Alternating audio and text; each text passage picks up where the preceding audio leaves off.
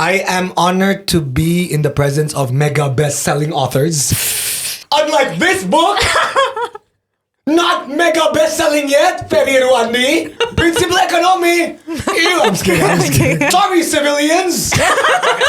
Hi, Weeboos. Welcome back to the WIUI podcast. And today, we have a very, very special guest. The busiest guest ever, actually. We've tried to get this guest into our podcast for over a year, right? Over a year. But no. She's so busy that kept getting postponed. But finally, she has time. Please welcome my co-author for the book Makanya, Mikir, Cania Citta. Thank you, guys. Thank you. Thank you, Andovi and Abby, for having me. The busiest person this ever. This is the person who made me busy, by the way. Right? Yeah. Well, before we start, I just want to say one thing. Yeah. I am honored to be in the presence of mega best-selling authors. Mega best-selling author. Unlike this book, not mega best-selling yet, Ferry Rwandi. Principal Economy. Ew, I'm just kidding. I'm just kidding. He wrote this He for has us. a lot of fans, though. Oh yeah, sorry. They will lynch you online. Sorry, civilians. Sorry, civilians. Just kidding. By Principal Economy, he wrote Untuk Andovi. Yes. No. Even though Andovi. I know he wrote something longer for Joe, but whatever. That's true. Whatever. No, He gave Joe like the book earlier, earlier. right? Yeah. Yes. And not you. So you know what? No. I think that's for context, you know. Yeah, you know what? It's okay for everybody. Yeah. I hope your book is also a mega bestseller. Like Makanya Mikir. Okay, that's it. That's all I wanted. Let me Okay, just show okay. this book. Sekarang ganti sama Makanya Mikir. By the way, what is Makanya Mikir? How do you translate it in English? Verbatim is, yo, think. Or what? I Have you think ever thought about it? we got it. At some point, we so- translated it into think for God's sake. Oh yeah, think for God's sake. Dude, that's really Yeah, good. yeah. I think Yeah, that's the think- closest, that's the even closest. though it's not verbatim. Right. Right? Yeah, It's not. verbatim. Yes. Think for God's sake. Oh, that's good. Yes. I think that's the closest like sentiment Yeah, behind yeah, the yeah. title, right? Yeah, that was what we discussed when we translated it into that title. It's either think for God's sake or for God's sake think. Think, yeah. I have no idea. No, but Either way. But we are going to be discussing your book in Malaka Books podcast, right? After this, Yeah. right? Yes. So if you guys want to check that out, we're going to shoot another podcast after this. But today is all about our guest Kanya. Yes. Okay. So Kanya, listen, I mean, we know each other. Fun fact for those of you who don't know, gua sama Kanya. Okay. Kanya and I. When you see Kanya, like the instinct to like switch. No, no. Yeah. But Coach, Indonesia, no. of course. Kanya and I, we're actually in the same angkatan in UI. Oh, really? You're 2012 kan? No, I'm 2013. Okay, well, I'm old then. Okay, thank you. Sorry, Andovi is my senior. Wow. But from different faculty. Yeah, I'm law. You're physics. FISIP, yes. FISIP is FISIP is social and political Social and politics. sciences. What exactly did you take in physics? Political science. Political science. Okay. So maybe a lot of weeboos here Polsci. don't know your background, don't know your history. So maybe I can speak a little bit. So for those of you who know, probably like Kanya is my co-author for this book, Makanya Mikir. We wrote it together. Mega bestseller. Thank you, Andovi. Thank you, Andovi. But I think the reason why I wanted to invite Kanya here is I think objectively, I think Kanya is one of the most interesting person I've ever met. Agree. Do you agree? I agree. Yeah, the way she thinks. I think earlier we were discussing, I think she's like an exception to every single rule. Because she's just that unique, right? And the way she thinks, a lot of people say that if your brain is like the perfect simulation of if an AI becomes a person, a humanoid. Oh my god, that's so funny. No, because if you like tell her something that is logically inconsistent, or basically say something that doesn't really make sense, like she would not be able to process it. So for me, actually, to communicate with her, I need to like really make sure she will catch it. There's no way that you can get away with it. So I think Kanya is an amazing friend, of course, but I also think that her life experience and her journey towards like with critical thinking is very interesting, actually. Right. So please do tell us a story. Tell us to the audience like what people should know about you. How did you get started? Like, please tell us. Yeah, maybe my personal background first, right? Because a lot of people assume that I came from a privileged background, privileged education that's background. what a lot of people you know, say. Like they kept telling me to touch grass. It's like, man, I grew up in the fucking grass. I grew the grass. That's bar. That's a bar. Wow, okay.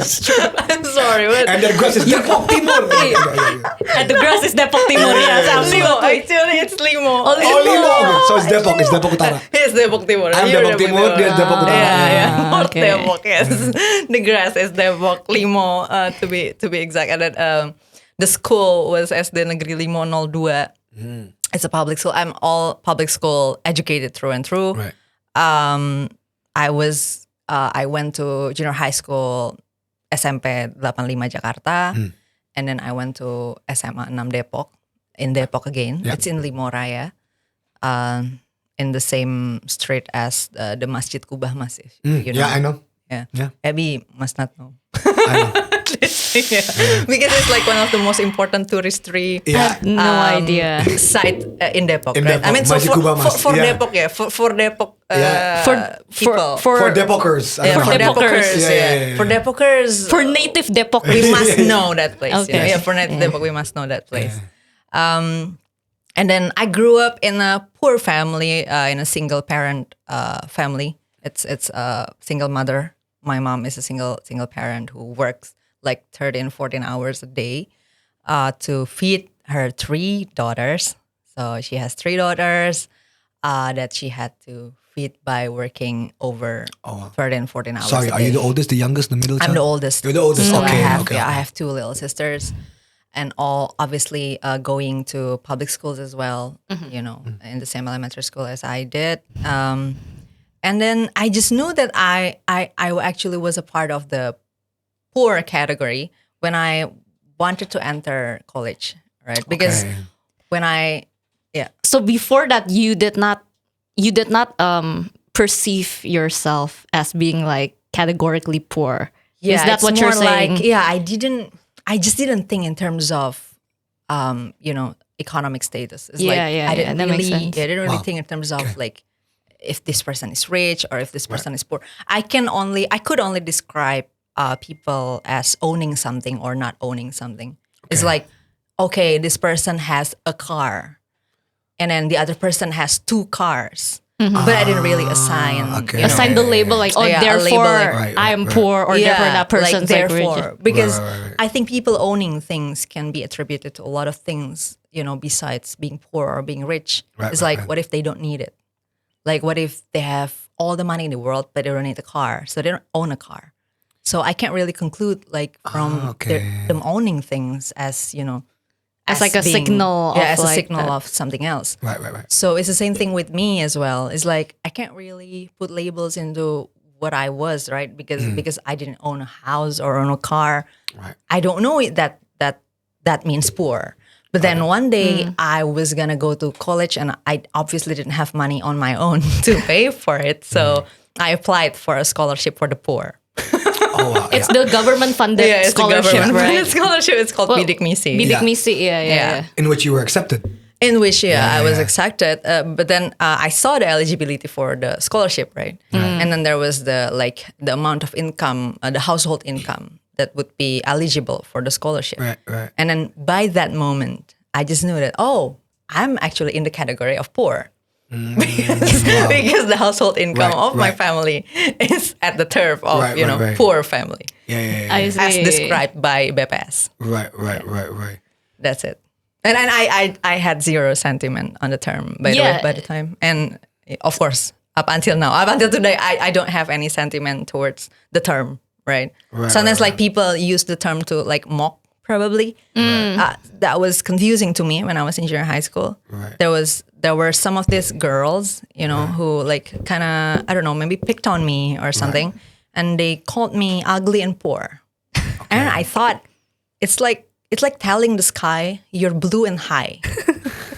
It's like I didn't get, I didn't get what am I supposed to feel about it? Got it. Yeah. Do you know about this? No, I didn't know about this. I didn't know that you were. I didn't know.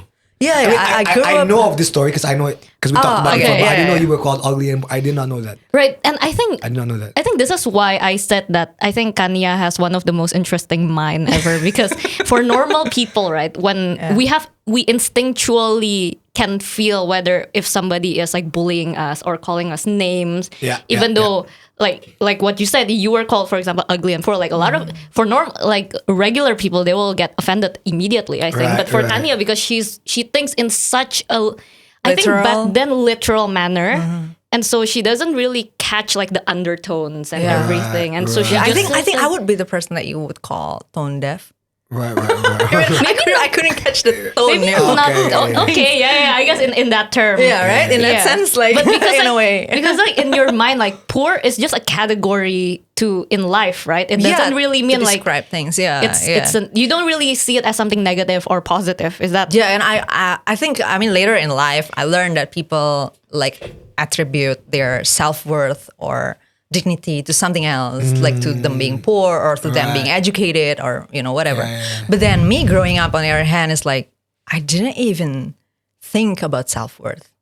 Like I didn't think about like putting myself in a certain level or like thinking in terms of like, oh, I'm on this level of the society or I didn't even think about that. I didn't know that people do this in life. So yeah, it was so weird for me. It was so confusing. So, Kanya, would you say that people usually succeed because of something, but you succeeded despite of the system going against you, right? Despite going to public school. Look, Kanya is, for me, in my opinion, she's a testament how no matter how bad the system is, you can succeed and go forth from that.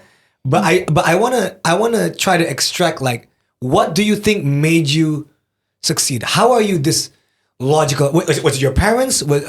yeah? Was it something that, because it must be something. Yeah, I agree.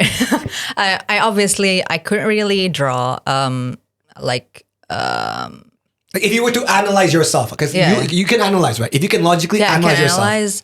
But I couldn't really make like a very reliable conclusion in that sense because of course I couldn't really observe myself growing up, right? Right. So I must have a lot of like recall bias, know, during the process. So I may not be able to recall some of the things that may be significant enough for my growth or development, right? But then in my memory, as much as I can recall, I think my mother played an important role, obviously, because she had a lot of values that I just realized later in life that is very different from a lot of people. Like what? Yeah, for instance, she never attributed people's value based on money or title or or what they have, what they own, like what kind of car they own.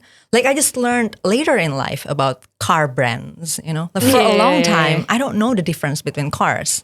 So it's like, I just realized also later in life that some of the men that tried to like probably approach me or something, they actually came to me with a good car. Approach. Yeah, with a good car or something. But then As like a social signal, actually. yeah, probably. right? But then I think they didn't know that I didn't know the difference between those cars. Kanya didn't care. Wow. So that was pointless. Yeah, it's really funny when I learned it later. Like, oh, this should signal something, But my mom, growing up, she never really attributes people's value to those things. But instead, it's more about attitude and behavior. Like when I was in the queue line in a fast food restaurant, she would. I remember this moment very vividly. I didn't think about the menu that I wanted to order before my turn comes, right? So when it was my turn, I just started to think about the menu, like what would I order? Yeah. And then my mother, like she pulled me out from the queue, and then she was like, you should have thought of that before your turn, because now you're wasting everybody's time, on thinking about what you wanted to order. This is called a fast food restaurant, for fuck's sake. It's like, it should be fast. Like you made it slow, You get what I'm saying? Wow. And I was like, yeah, I think being considerate of, other people's needs and time, being very very appreciative of other people's time. Right. She would definitely like scold me and punish me in some ways if I'm late to a meeting or or an event or something where I wasted everybody's time. So I value people's time so much, and I think a lot of people don't do that. Right. You know, like Yeah. like it's not a strong norm in our society. It is It's not. like people are being more angry about you not making enough money, or you're not being rich enough, you know, or you're not having the CEO title or something. But they're not being angry enough for people like stopping at the side of the road to buy gorengan and not thinking about the line behind them, you know. But my mom, on the other hand, she will be the most angry about that. She would be more angry about that than the other things that actually it shouldn't matter that much. You know, like what car you have or what brands of watch you wear, right? Yeah. So growing up, I value these things more than those things. That's why I don't get like how is it an insult if I don't have as much money as you do? You know, I don't get that. Yeah, that makes How is it an insult that people call me? One time I remember on my AskFM, there was this question. People say things like this. Do you realize that you're in bahasa Indonesia it's like muka lo tuh kayak pembantu tau. So in bahasa Inggris it would be do you know that your face looks like a maid? Right. And I was like every maid I've met like in my whole life, they were pretty. And I didn't get the, what was, I'm sorry, what was I supposed to, What is What's the point of this? Got it. this I don't get You're calling that. me pretty? Yeah. And then I also don't get how, the general undertone of people calling other people pembantu or maid as something negative. Because I think, man, I always like value their time and their effort and their work so much because I know how much they've helped people, with their life. So I just, growing up, I think I get a whole different sentiment towards everything. Right. And it made me focus on the important things, like building integrity, I love that. like competence, skills. My mother always talks about her friends who are really good at something, like an engineer who is really good at what she's doing. She's a woman, but then she's really good at math and science, and she built these things, here and there. And then she always talks about Indra Lesmana being a very good pianist, So growing up, when I learned piano, I was thinking in my head, not about like, I want to be rich like Indra Lesmana. No, I want to be really good like Indra Lesmana. I think that's a very different That's a very different approach. For those of you who don't know, approach. she's like a really good pianist. Yeah, she is. She is. Well, I think it's a lot of effort. Yeah. Because of course I wanted to, when I saw a musician, I would think about like, I want to be as good as that guy or that woman out there who's playing piano really well. I didn't think about I want to be like Taylor Swift, as in I want to be famous, I want to have a lot of fans, or I want to have a big house that she has.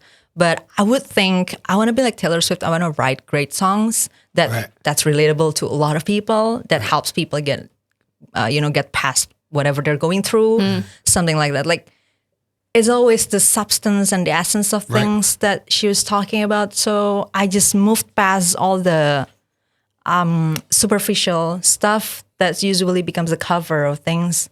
So I usually, when I learn things and when I do things, it would be about like the substance of those things.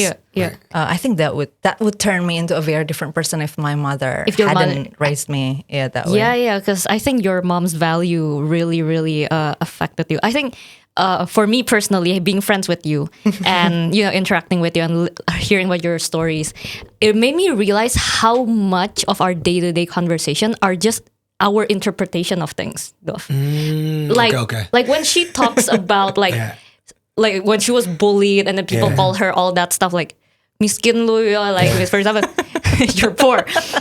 I don't know.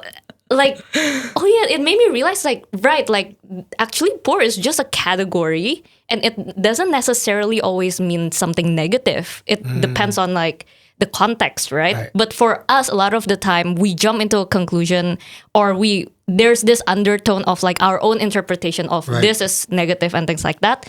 And apparently not a lot of people, like some people like Kanya have different interpretation. And although, for example, like the poor and ugly, I think that's pretty universal for a lot of people. Like that's negative. But for a lot of things that are more nuanced and in the gray area, for example, a lot of the things that we deem as something negative or that we're upset about is actually just in our head, and the people who are saying things, maybe they don't really mean it that way. Like that's really what I got, like being friends with you. Yeah. It's like you don't jump to conclusions. Like you try to, think first, like probably process it, not react, instantly. Because sometimes they may not mean it that way. Like the connotation is probably not. A lot of things are a lot more nuanced, right? Than poor and ugly. Obviously, that was an direct. extreme example. Because That was a direct thing. It's on me.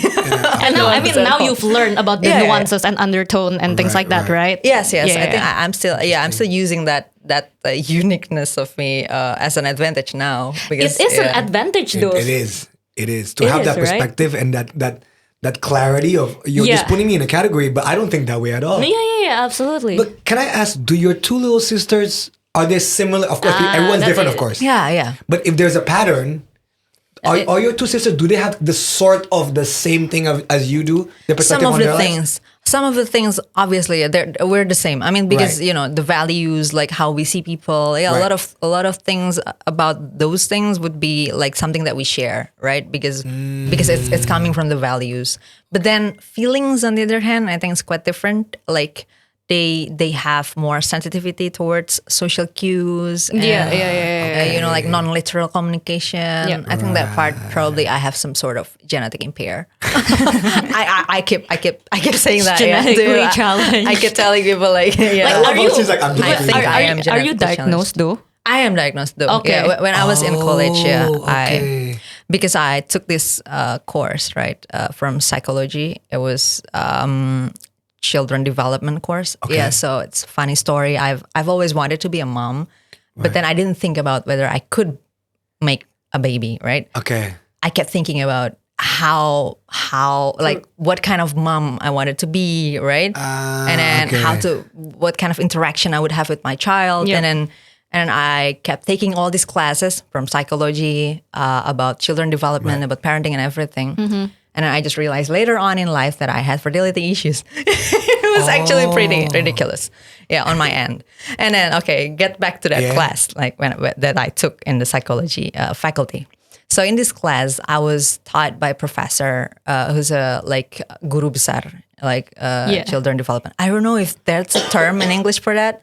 Apa? Guru besar, because I think it's professor. No, I think it's and I think it's more Indonesian. Indonesian academia thing. Mm-hmm. Yeah, so basically she's a very experienced psychologist, right? And then one time she just asked me for some time after class to do some tests. I think she thought from afar like she's suspicious. There's something wrong with this kid or something, I don't know. And then I took the test. And then actually I was diagnosed mild Asperger. Okay, so I think I'm in for the those of spectrum. you, because I need to be educated as well. What is mild Asperger's? Yeah. I think Asperger's is a form of autism. Okay. I completely forgot the technical definition for it because I'm just the patient, right? I didn't really think about the details of that condition. But then, it's usually associated with the lack of social cues, intelligence, social understanding, and like all that. nonverbal communication. Right. Yeah. Wow. Okay. Mm-hmm. But I find it interesting because knowing that mild Asperger's and everything, knowing that you're past. How does it translate now when, you both are public figures now, right? Especially you guys are I always joke this mega best-selling, I'm not joking to be honest. Like, you need to have a very specific emotional social cue to be in the social media world. Yeah. Right? It is what it is. Like some people in a higher spectrum, some people are on a lower spectrum of like understanding social cues. But now that you're in the social limelight and you have always not been this way, how do you manage that? Like when people go, Kanya, oh my God, pictures, photos, Kanya, what is your opinion on this, Kanya? Like, it takes a lot of like understanding social cues, right? That's not a normal social cue, right? And that's not a normal thing, right? So how was it when the first time someone asked you for a picture? Like I'm legit curious. Like when someone first asked for your picture, as someone who didn't is that socially cueable? If that makes sense. I don't know. How did you respond to that? I think at the time when well, for the first time ever, people ask for a picture with me. I didn't think that much of the thing, like Right. what's actually in their head asking a picture with me. But I just gave them the picture. Yeah. But I didn't think, further. You didn't think much of it. Right. Like Yeah, when much was of that? it, When yeah. was that? It was in 2016. I was 19. I was 21. Sorry, yeah, I was 21 at the time. Because I find it very interesting because a lot of people's, like as you said, they search for the fame, but I would say us three, we never searched for the fame initially when we got in whatever we did. Right? When you met WIUI, when I did YouTube, there was no thought like I'm doing it for the fame. I'm doing it for the love of the art. Yeah. Whatever the art is, right? For the love of the game. But I've always, because my mom's a diplomat, I had amazing social cue to understand. Like I need to understand when to joke, when to not, when to adapt, right? But for you, it's fascinating, especially because we know like you're an AI. What do you already say? Like an AI in human form. Yeah. She's Right? very logical. Right. But Kanya, ever since I've known you since like 2014, since we first met, I never saw you as someone who was like, socially awkward. To like course. demonstrate how logical she is and how Yeah. careful you need to like communicate. Like I need to communicate with her. One time back when I still didn't know her as closely as now, we were doing like a project together or something, and I was preparing like this presentation for her, and I sent it to her. And then I asked, "Kan aman nggak?" So in English it's like, "Is this aman?" Yeah, in English it translates, "Is this safe?" It's safe, but it's not. It's not. Yeah. Aman Is this nggak, good? kan? Is this good? Kind of like, Yeah. but the word is aman, right? Yeah. And she said aman. Okay, so I thought it was good, right? Okay, It yeah. was right. And then once the D-Day come and blah blah blah, and she was like, "Abby, like this presentation is not accurate. It's not right." Okay. And then I was like, "But you said it was aman." Aman.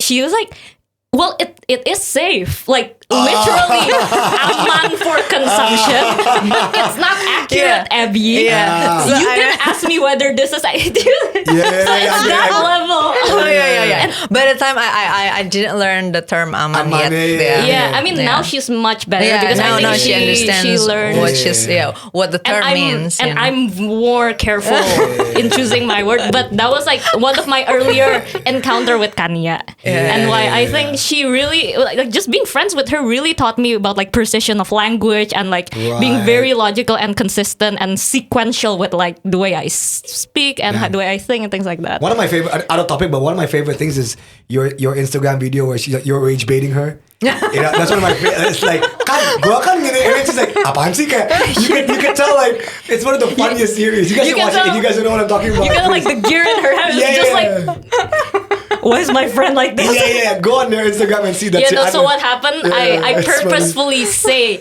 logically false things. Yeah, like and it's so funny. ridiculously illogical things to her. and she nobody- just short circuited. Yeah. And opening loved that video. Yeah, I love that He series. keeps saying I like, love please that make series. more, please. I know people keep saying like, Abigail, make more. If I make more, she will know. She will Okay. Wow, that's funny. Because it's so hard to do that.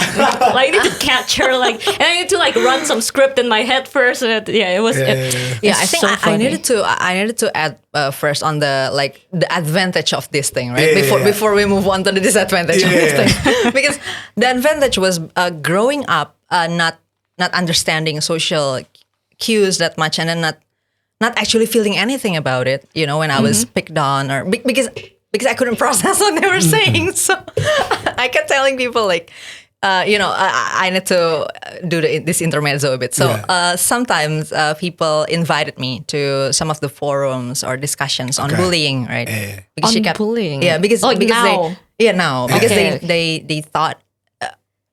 I guess it's valid to say that I was a victim of bullying. of bullying. Very Yeah. valid. Very valid. Yeah, I mean, people would say that, but then the problem was that at the time I didn't feel that way, right? She didn't register it as bullying. I didn't register it as bullying, and I couldn't really really understand, like, what to highlight, from all those things, because I was confused most of the time.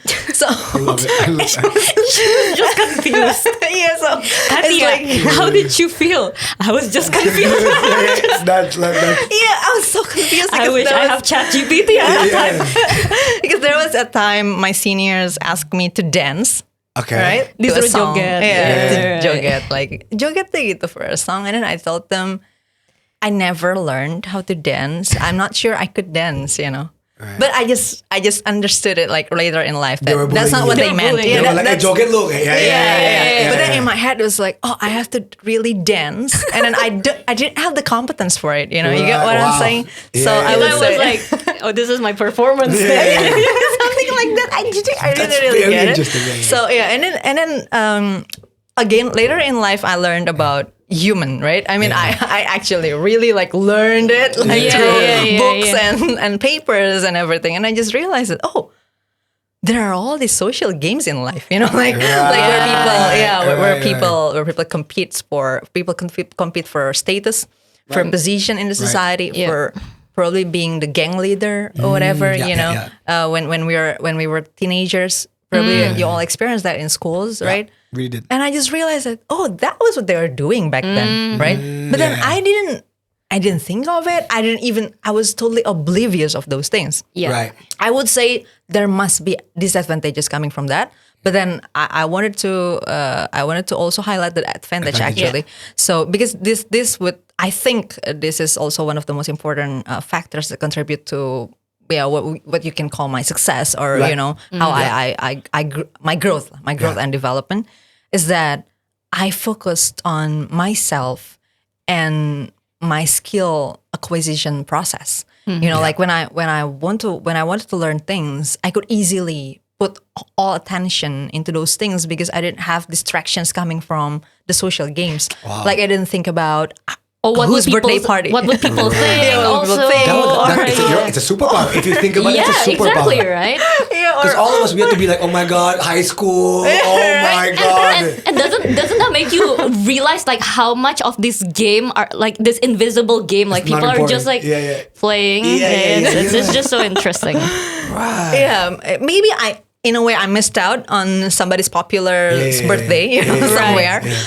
So I would say that would be the disadvantage coming from it. But then the advantage would be because I was poor anyway, right? So I didn't have much things, right? I mean, I didn't have the internet connection in my home. I didn't have the ability to afford like the newest cell phone, or where probably if you're in the social game that would affect you. Oh, yeah. Right? Yeah. You Oh, would yeah. think about, my phone is worse than Not even this. phones. Yeah. Things like clothes, man. Yeah, my yeah. Oh my God, clothes. you're wearing the same clothes twice. Okay, you're right. Yeah, or maybe something like that, right? But then because I didn't have the connection to the social world, Yeah. I was oblivious of it. So my poverty didn't affect me that much as well. Because I wouldn't think that I needed a new Prada or or the latest iPhone. Right? Yeah. I wouldn't even know those brands Right. back then, right? So I could just focus on I obviously needed 3 times meals a day, but then I Right. could afford it. Like I could afford rice and eggs every day. Yes, Right. Sometimes me and my sisters and my mom share one nasi bungkus for 4 of us. But then for me, I wasn't hungry. Right. I was fine with it. Probably not as nutritious as it should be, but Right. I wouldn't know that, right? I'm not a doctor, so I wouldn't know like how nutritious my meal was. So based on how lack of distraction my life was, I think it was very helpful for my development, because my journey of development is a lot of skill acquisition where I needed to focus on that, right? Including my English, obviously, because I learned my English not through obviously my parent. My mom is not someone coming from Western education who speaks English. So, she how doesn't did even you- speak English. See, that's the next thing that I want to talk about before, because I do want to talk about you guys. Yeah. And Makanya, Mikir, but Yeah. So I want to really speak about this, Kanya. Like, again, I need to put this in context. Yeah, Belum sure. orang mikir Andovi sombong, enggak, enggak. sure. There's some context where when Abigail made What Is Up Indonesia, you made this, correct me if I'm wrong, in order to show the third culture kids, the internationally raised Indonesians, Yeah. that, hey, you can consume Indonesian news in English. Yeah. Yeah. And there's always a part of society where me, I'm not economically privileged, but I'm so educationally privileged. Me and my brothers went to school abroad, all that stuff, right? But this is where I really want to pick your brain on this, because public schools system in English, you didn't go to English first. You didn't go to Wall Street English. You didn't go to I EF. couldn't afford it. So obviously. how is this, specifically when it comes to the English language and this international mindset? How did you acquire it? Because I acquired it in the conventional way. I went to school abroad, all that stuff. Same. Right? So how did you do it? So I went to this SD Negeri 502, right? The public school that I went to in the elementary school. And at the time when I was in the elementary school, it was like 2004, I think, the first year where the government started introducing English into school curriculum. So that was English in the school, right? Starting from when I was in the 4th grade. But then, obviously, the English subject in the school wasn't really sufficient yet because, of course, they were just started to build the subject, right? So they probably started scouting the teachers, you know, at the time. So it's a very new thing. It's like we just didn't have that many English teachers probably around. So when I was getting the subject in school, it wasn't really sufficient. But then there was this English course near my school. It's like in the Cinere area. It's called Jakarta College. This English course, I think they also just started probably their business or something, and then they made a promo to schools, right? So they started coming to my school and then like making some affordable class for my school students, including me, right? The class consists of 50 people, obviously, but it's still a class. So there was still a lesson. So I could just focus on the lesson in those classes. And at the end of the day, like 3 years after the program, like when I was in the 6th grade, there was only like 10 people left in that program, but they didn't close it. So I just continued on in that program because my mom kept saying that it's important to learn English. And me, on the other hand, I just didn't mind learning new things. And because it helped me consume more information as well. Because when I started like watching movies in English, I could start, digesting it in its actual language. I didn't need the translation and everything. It would make it more efficient for me to digest the information. So I found it beneficial to learn the language, So I just continued on the class. But then my friends, like one by one, the classmates at the time, one by one quit the program. Probably they didn't think I don't know, maybe they wanted to do other things or whatever, and then they just quit the class. And at the end of my elementary school year, there was only like 3 of us. And then when I was about to graduate from elementary school, my mom like asked my teacher like if there's another program that I can enter in when I'm in junior high school already. And then the English course gave me the scholarship to enter the other class, which was the more like premium class, right? Where there were only like 7 or 8 people in class, and they came from more quality schools, and then I entered that class. But then after like a year or so, I got another like jump to another class where I learned with it's senior high school students. With like senior high school students from Gonzaga. Right. So these are elite schools, top elite schools, like, Gonzaga. Tarakanita and all those schools. So I learned English using their curriculum. So it really like progressed me much faster, right? But I paid the same amount of money as I was in the elementary school. Because my mother, like, got it. I think she negotiated with the owner or something. I think she just, she put all the efforts for education and everything. What's your mom's name? I'm sorry, Tante Vera. Tante Vera, shout out Tante Vera, man. You are the real MVP. Seriously. She is awesome. I would say, I kept, again, back to my dream about being a mom. I kept thinking like, can I be half as good? Because I think my mom set the bar so fucking high. So fucking high. Absolutely. She tried her best to put me in the best, education she could, But then, the English classes in Jakarta College helped me learn English. Yeah, because they gave me the curriculum, the teachers, and all these lessons. And I remember one of the listening tests that I took like in my junior high school. It was Rihanna's song, Which one? Umbrella. Umbrella. Ella, Yeah. And then I kept thinking about the term that I couldn't catch at the Which time. is? Which It one? was, oh shit, I forgot to know it. When the sunshine will shine again. No. The verse. Oh, the verse. Yeah. You've had my heart, and we'll never be worlds apart. Baby, in magazines, you're gonna be my star. But not that one. Yeah. So there was a specific term in Ella Yeah. which you didn't understand, and you I kept was on. like, yeah. I learned that term from this song then. But yeah.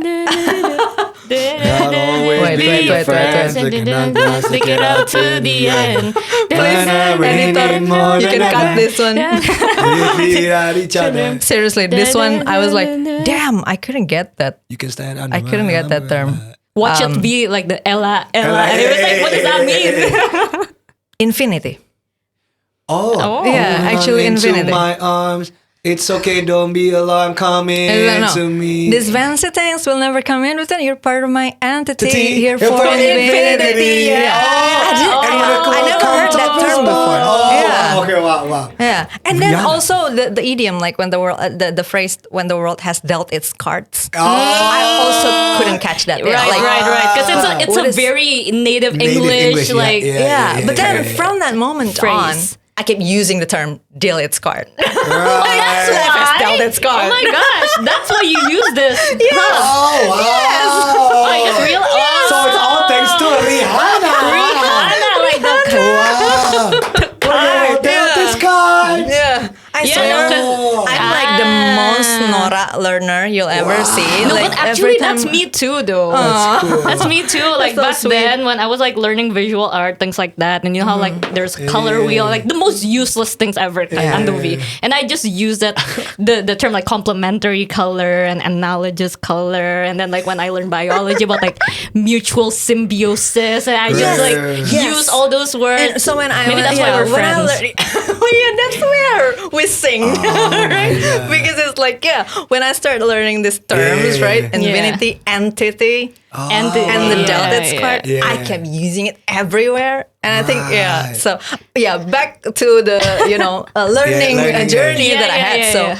when I learned English, I learned from that place. But then the point is when I didn't have any distractions, from the probably social problem, even the bullying that I experienced, which just confused me. Yeah. I could really focus on, building my skill on these things. Right. And I also started learning piano, right, by the time. So at the time, I already started like playing at the cafe, and there are a lot of hard songs that I needed to learn. Right. Like, Those real hard piano songs are very. like And even if the I ain't lyrics. got you. Oh my God. Right? I kept like failing the Some intro. people think for the fortune. Actually, that part is already easy, but then the yeah, I needed to spend like hours, right, to learn all these things, and then without feeling much of the bullying or the pressure and everything, I could just really focus on these things, and then that's how I acquired my skills. And also the part where people kept asking me about growing up fatherless. It's also a funny thing. I mean, for me, a funny thing in terms of, I'm not saying that people who are fatherless having a funny life. No, I'm saying for me, it was funny because see, I never had a father in my life, right? I mean, I grew up without him. I just grew up with my mother. So I never experienced like losing a father. Right. It would be different with other people who probably lost the father somewhere, right? Probably he passed away or probably he got divorced or something, right? So something changed in their life. But nothing changed in my life. Right. And I think that's also a highlight that I wanted to add here. Consistency. I learned from neuroscience, psychology, and biology that in parenting, consistency means everything. And I just realized that that's what my mom gave me. It's like instead of she had some complications with my father, like, I don't know, probably if they kept trying the relationship or whatever, maybe it would be complicated or maybe it would change things in the process. Maybe there would be dynamics that would make things chaos or everything. She just picked on the most consistent path. Got it. So there was consistency in my life. There Got was it. no, chaos or there was just pure consistency, stability. Oh.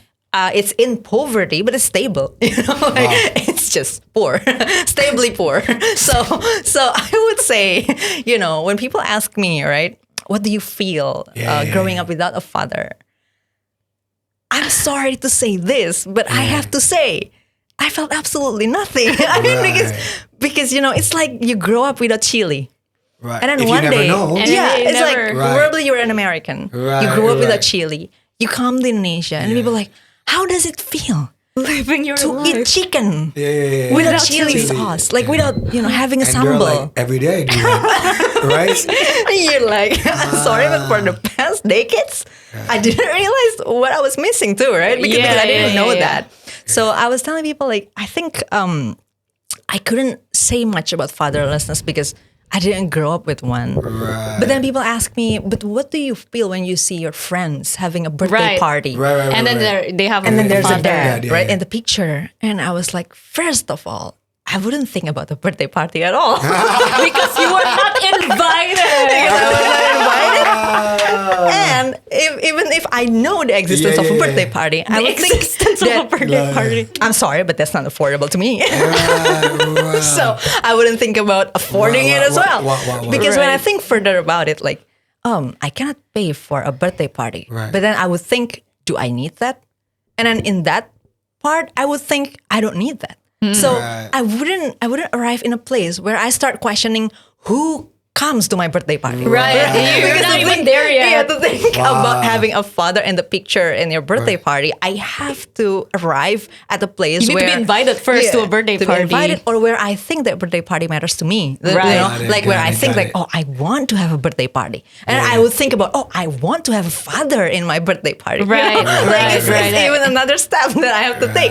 But then I already stopped thinking about it way before Right. that. So when people asking, these questions like, what do you feel when there's, when people have father in their birthday party? I was like, that's just never a variable in my head. Like, Right. come to think of Yay. it, I just realized, whoa, people do celebrate birthday, And people have birthday parties for their Yeah, fathers. It's in the picture. And then I thought again, I said this to Us, by the way, one time because he was having a podcast with me. He was asking this question, and I said, I always think in terms of what I need first, like what I need, why I need it, and then if I don't have it, then that becomes a problem. But then when I grew up without a father, I wouldn't know the function of a father, right? So I wouldn't think like, oh, I need this, so I need to afford this. But it's like, because for the internet connection, that's what happened in junior high school. I entered this competition, right? The scientific writing competition, and then I had to research a lot, and this research requires internet connection. Yeah. So I had to like save a lot of money from my allowance, which is already small to begin with, to afford warnet. Right. I don't know what to call it in English though, by the way. Internet- Internet cafe. Internet cafe. Internet cafe. Okay, internet cafe where we pay hourly bill, Yeah. right? To have the internet connection. So when I started entering these competitions a lot, and I got money from it though by winning it, which was how I made money, by the way. I just realized, whoa, entering these competitions give me a lot of money where I can spend on watching movie in the cinema or research more, right? And entering more competitions because I like doing it. I like doing research and scientific writing. And then I realized how much more convenient it would be if the internet connection is in my house, Right. like all of these people could afford, because all of my friends, like in junior high school, because it's a favorite school, there were rich people there. They have computers, they have mobile phones with internet, right? So they have internet everywhere. And I was thinking in my head, I wish I have an internet connection in my hand. Okay, I see. By that, I would be thinking about it. Yeah, because now you have a need for it. Yeah, I have a need for it because I get the function and I realize how it would benefit me. Yeah. But then father presence, on the other hand, I just didn't know, like, what is the function of this thing, like if I put it into your perspective is very unique. Very interesting. Very unique. Damn. it's really funny when then people ask me these things. I was like, yeah, I didn't know the role or the function. Yeah, I think like it just makes me realize how much of like the things that we think are common sense are actually not really common sense. It's actually, we learn as a human being, we learn so many social cues and so many like invisible games and rules that are probably very invisible to her. But like for a lot of people, it is not invisible, but we learn and we acquire these things and we are always thinking about and being mindful of these things. So you know what your next book should be? Social cues. no, but actually, funnily, like that's why the last chapter is on empathy, right? Empathy. And so this is. So I always think that if you want to learn something, you need to learn from somebody who is not a natural born at that thing, but from somebody who suck at it but tries really hard, and then now they're pretty good at it. Because that was your question actually to me about the social thing, right? Yeah, because then like that person can really break down like step by step how you learn something. Because if you're natural, you don't think about it. You're Exactly, like, I just know social like cues. if I'm like, Andovi, how do you learn social cues? You're like, I don't know. Right. But then I'm just good at it. If somebody doesn't know, they're like, I broke it down. Exactly. So because of Kanya, the last chapter is on empathy and understanding people. And of course, it is a combination between me and her. But a lot of the frameworks are from her experience learning about like social cues and understanding other people. And so I think it is very interesting. Yeah. Now, speaking of the book, I mean, are we in that part already? Because I have so many questions. Now it's not the Kanya interview, it's Andovi actually, interviewing. no, I have one more question. Oh, I have Abby has one more question. Because I think this is very important though. Because all this time, I think we've been talking about like how Kanya internalized a lot of her values, right? Like how she puts the emphasis of what matters on like the essence of things, on what matters, on competency, on skills, instead of like the superficial thing because of a lot of the things that your mom has taught you and what you learn in your household. But I do really want you to break down, I guess, when did you realize the importance of critical thinking and thinking accurately? Because I think that is very different. For me, I mean, we both end up writing this book because we both realized that thinking accurately is actually very, very important in society and personal life and everything. But I think my personal journey is very different than yours simply because of how we grew up and the environment we live in. And I think for you, and you have real life encounters where you meet stupid people. Yeah, when you meet stupid and where thinking inaccurately causes danger, real harm. You know? Yeah. Like for me, I feel like compared to Kanya, of course, my life has been more like way more privileged, and because of that, there are a lot more safety net and cushions when I think wrong, when the people around me think wrong. But for Kanya, I think from what I've heard, some of the consequences that you've met are real, and so I think it'll be very interesting for you to share that. Please tell us.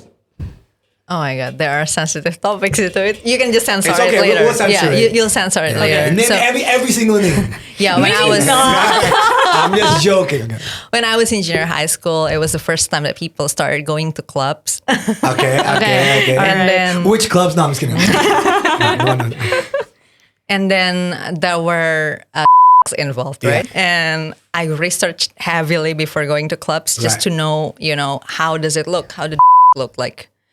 And then I could easily avoid how the business gets to kids, because usually right? They duplicate. Like it's not they would say it's candies or whatever, right?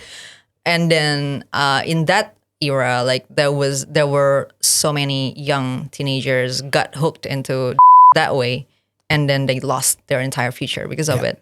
And by that simple, like I know it sounds really silly, like that I research before going to clubs. But then I just realized how much danger and how many troubles I avoided by doing that alone. Right. You're absolutely right. Nobody in my age researched before going to clubs. Nobody in my grade was like, let's research. Nobody. So that's a very smart thing.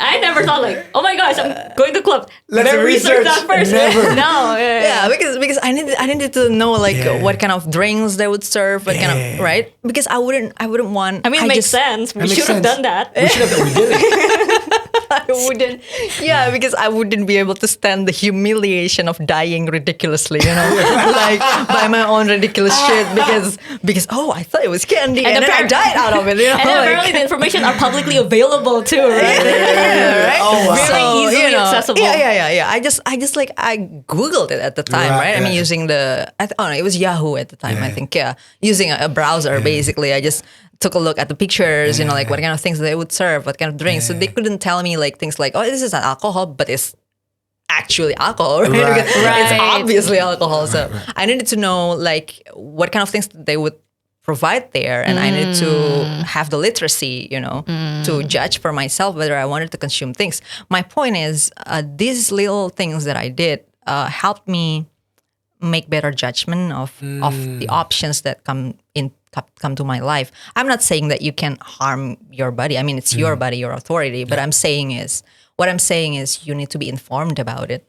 So you need to understand what you're harming it for, what kind of harm that it would do to your body, right? What kind of consequences that would come from it, right? But if after all of that and you still want to do it anyway, it's fine. So you're right. I mean, it's within your human rights to do so.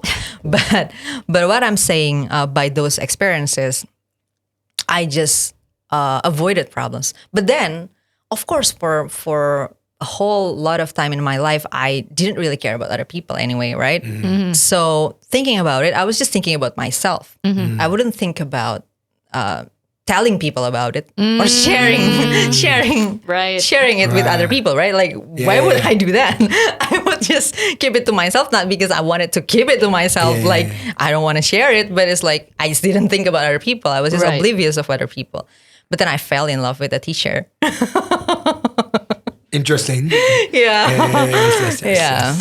The teacher named Sabda. And then, wow. And then obviously, I mean, hanging out with a teacher means you gotta learn the importance of these things to other people.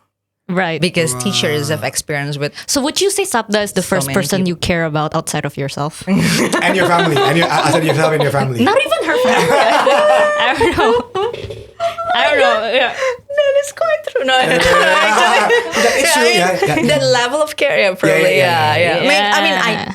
Some of TikTok people, commented somewhere like, masa sih dia nggak tahu ulang tahun adiknya gitu? Does she even know her sister's birthday? I know my sister's birthday. I know my mother's birthday, but I don't know how they think or how they feel. At the time, I didn't know. Them. At the time, I didn't. I didn't understand them. I didn't even care to try to understand them. I didn't even care to ask things like what matters to them or etc. But then with Sabda, obviously, because of the bucin fuel. Because she likes him. Because of the love fuel. Her entire demeanor changed. So because of that fuel, I had all this energy to care. So this is like literally like love changes a person. Wow. Classic trope, right? Like Kanya. Yeah, that's the gate in. But then after I got in, I had the discussion. Starting, right? I had the discussion going, and then in one of those discussions, of course, I started realizing that how much our life is interconnected to one another. Yep. It's like, oh yeah, actually, if we can align ourselves better, like, having the same platform in thinking and making decisions, we can see the same reality and we can value more or less the same thing. So we can put things in the same order of priority. I think life can be much better. And then sometimes, maybe we think that we have all those differences by intention. Right. But then I learned from a teacher that no, it's not. Most of the time we have differences on those things, not because of intentional, like let's say you disagree with people stealing other people's properties. Okay. It's not like the other half think like, no, I am pro thief. Right. I would support people to steal. No, sometimes it's like they support something they didn't know is a form of stealing. You get what I'm saying? Yeah, I understand. So there are things that we disagree with each other, not coming from different values. It's not that we have different values. Right. It's not that we value different things. We usually value similar things like life, happiness, well-being. We want the city to be clean. We want the city to be beautiful. Right. We agree on those things. Yeah. But then sometimes lack of critical thinking or the right premises, the valid facts as the foundation for our thinking lead us to different conclusions. Right. So from that discussion and from that realization, I agree with the stance that Sabda is having, which I also have now, that I think we all should nurture, the kind of platform thinking that would lead us to the right conclusions based on the right premises, the right facts, right, the valid facts and valid reasoning and logic. And I think those things are the foundation for us to actually achieve more agreements and alignments and peace. Yeah, I would say this is the foundation, one of the foundations for world peace. People always say, kenapa sih so critical thinking? Kenapa sih so actually that's a very amazing perspective. It actually makes you more in alignment and agreement with one another when you're based on the same facts and stuff. Yeah. And there's I think another thing is there's so many unnecessary conflict. Yeah. While actually we are fighting with people who actually have the same goal as us, who wanted the same thing, but they just misunderstood on some very basic things or they draw the wrong conclusion. We're in the same team. We're on the same boat actually. We should think in terms of unintentional conflict. Because sometimes people assume that those conflicts are intentional, that we're all just they're evil people, the people from the other group. They have a malicious intent. They purposefully tries to harm us. While actually sometimes it's just probably incompetency and stupidity. Right. Yeah, it's like we probably have miscalculation somewhere or wrong logic somewhere. That when you try to address that, then we can have alignment.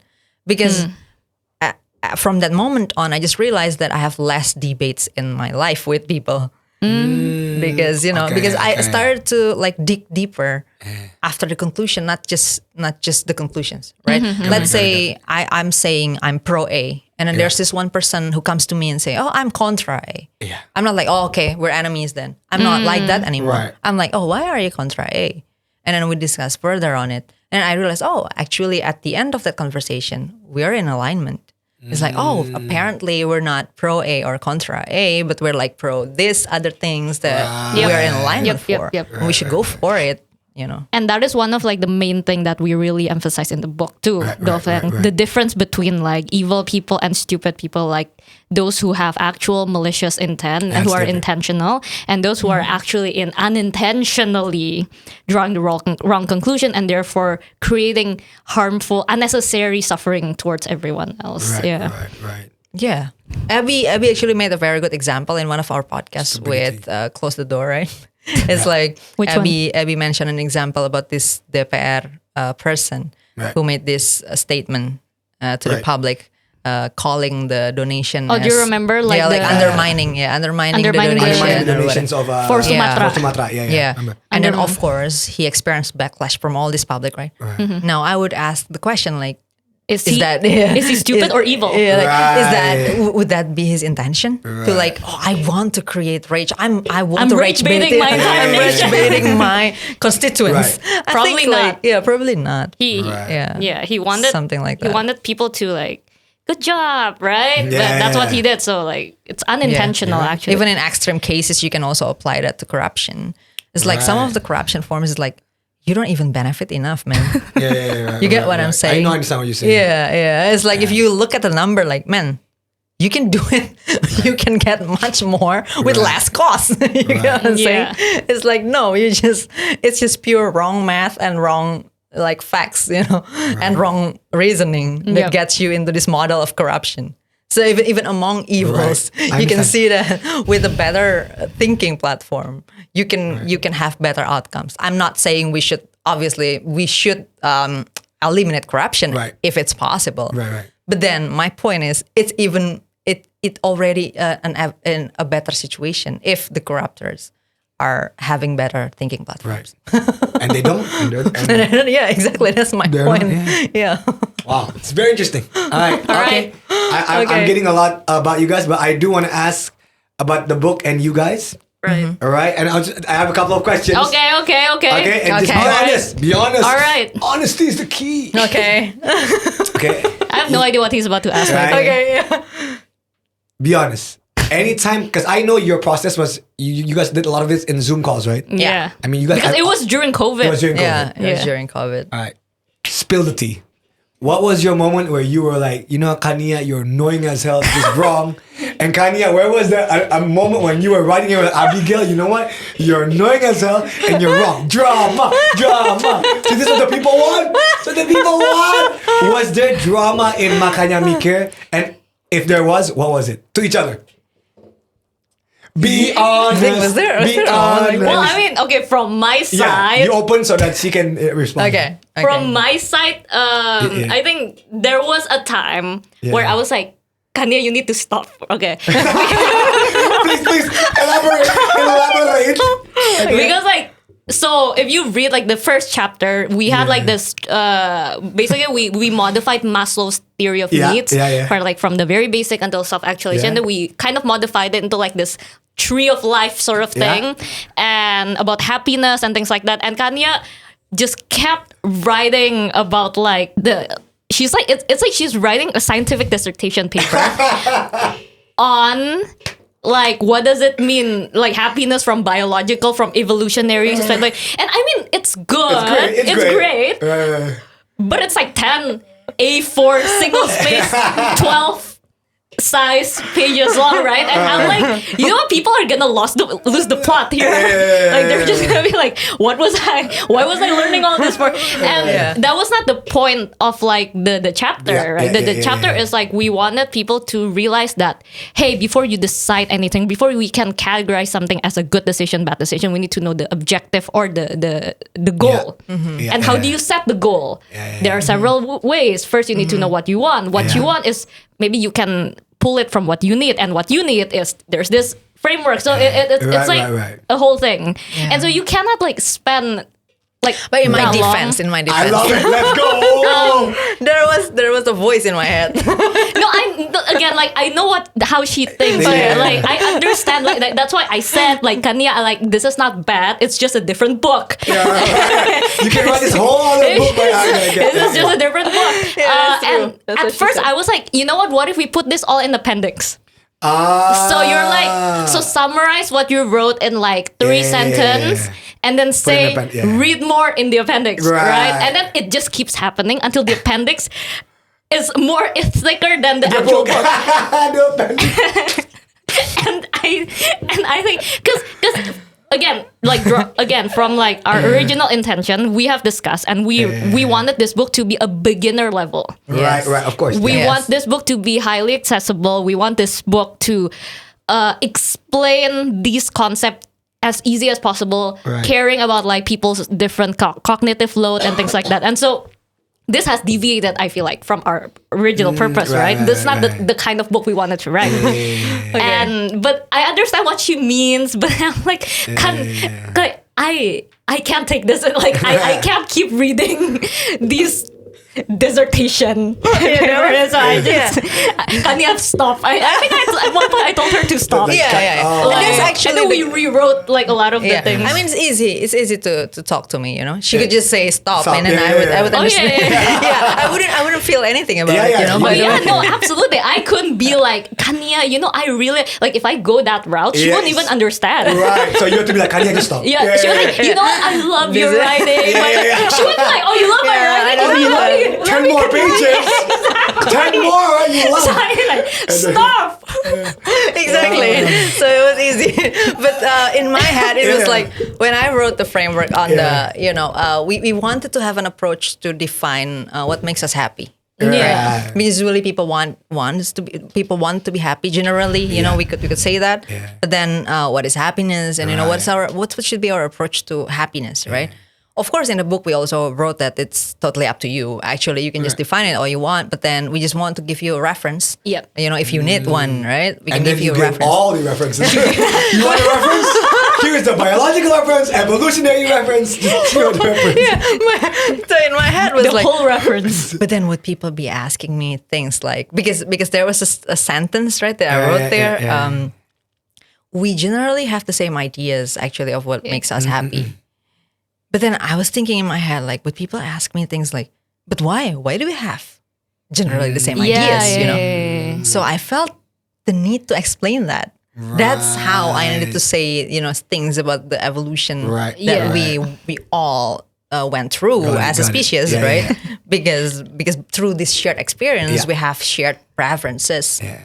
You know. Yeah, and I do then- think that is an important piece of information. It's just a different book, in my opinion, right?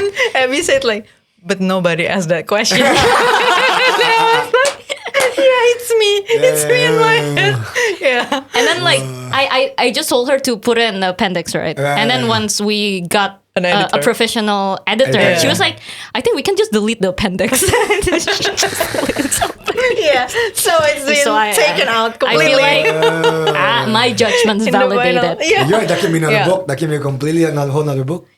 Yeah, and I Yeah. mean, I feel like that can be a very interesting book if you want to write Yeah. like your Yeah. but Maybe a booklet. I don't know. I bet somebody here was really like, Yeah. oh damn it, I Maybe- would have loved to read that. Like somebody's I gonna want write the that. raw files. Yeah, so- Release the Kanya files. Not the Epstein files. Release the Kanya files. And then Kanya just booked it. You know what? We still have those appendixes, right? We do. We do. Alright, so what was the other way around? Okay, that's Alright. Abigail's point of view. I Yeah. want to know where you were like, you know what, Abigail, you're annoying. Stop this. Anything. I honestly don't have that. Oh, stop it. I swear I don't have Stop that, it. Andovi. Yeah, I think. Stop it. I Like, want. What did he say? Drama. I'm sorry. Drama. Oh my god, Andovi and his I netizen need drama. experience. Yeah, I swear it's very difficult for me to Yeah, to yeah, feel, you know, I like think annoyed or- she doesn't feel that during like the writing process, but after the book is published, I think she felt a lot of those things with me. Oh, please explain, Once please we explain. started working together, you know, like with publishing and like marketing, and I mean now like we have we publish we launch Malaka Books, Malaka which Books, is yeah, like yeah, our yeah. own book publishing, Yeah. and in working together with me, I think there's a lot of instances where. I genuinely can't recall. I love this.